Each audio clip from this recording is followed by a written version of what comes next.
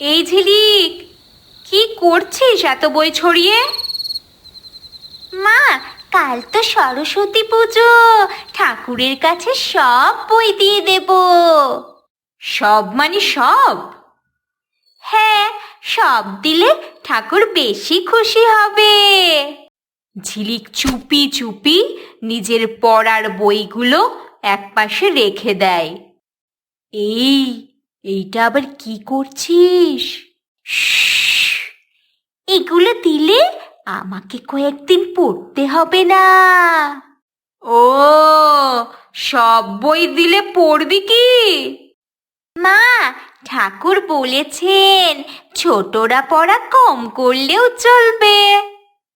ওরে বাবা, বাহানা দিস না তো, দু একটা বই রেখে দে। এই ঝিলিক, তাড়াতাড়ি ঘুমিয়ে পড়, কাল ভোরবেলাতে উঠতে হবে। আচ্ছা দিদি, আমি এক্ষুনি ঘুমিয়ে পড়ছি। আমাকে কিন্তু খুব সুন্দর করে শাড়ি পরিয়ে দিবি। আচ্ছা আচ্ছা, দেব। এখন ঘুমিয়ে পড় দেখি। দুই বোন মিলে ঘুমিয়ে পড়ে। কিরে ঝিলিক, ওঠ ওঠ, ঠাকুর মশাই চলে আসবেন তো, অনেক কাজ বাকি। মা, সূর্য উঠেছে। না, কেন? তাহলে আমিও উঠবো না? এই পুজো বছরে একবারই হয় ঝিলিক, তাড়াতাড়ি উঠে পড়, শাড়ি পরতে হবে তো নাকি? ও হ্যাঁ, শাড়ি পরবো, এক্ষুনি উঠছি। দিদি দিদি, আমাকে শাড়ি পরাবি তো? আচ্ছা দাঁড়া, পড়াচ্ছি, তবে নড়াচড়া করবে না একদম। আমি তো স্ট্যাচু, একটুও নড়বো না।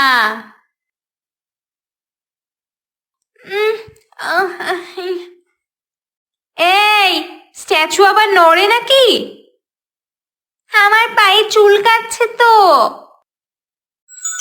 শেষে ঝিলিক শাড়ি পরে একেবারে ফুটফুটে।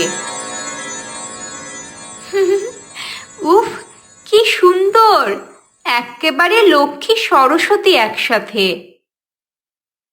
মা, তাহলে কি পড়তে হবে বেশি? হ্যাঁ। ফুলগুলো ঠিক করে দে ঝিলিক। হ্যাঁ, আমি তো আর্টিস্ট। এইটা মালা না, দড়ি হয়েছে, দড়ি। মা, এটা স্পেশাল ডিজাইন, গ্রামের ট্রেন্ড। এই ছোট্ট মেয়েটা কার? এই যে আমাদের ঝিলিক। বেশি বই দেখছি।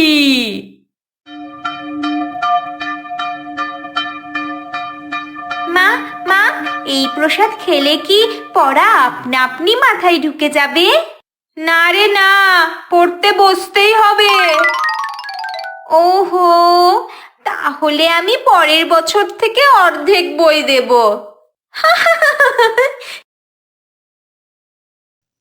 গল্পটি কেমন হয়েছে তোমরা কমেন্ট বক্সে অবশ্যই জানাবে। আর এই রকমই আরও গল্প শুনতে চ্যানেলটি সাবস্ক্রাইব করে পাশের বেল আইকনটা প্রেস করে দিয়ে আমাদের পাশে থাকবে। ধন্যবাদ।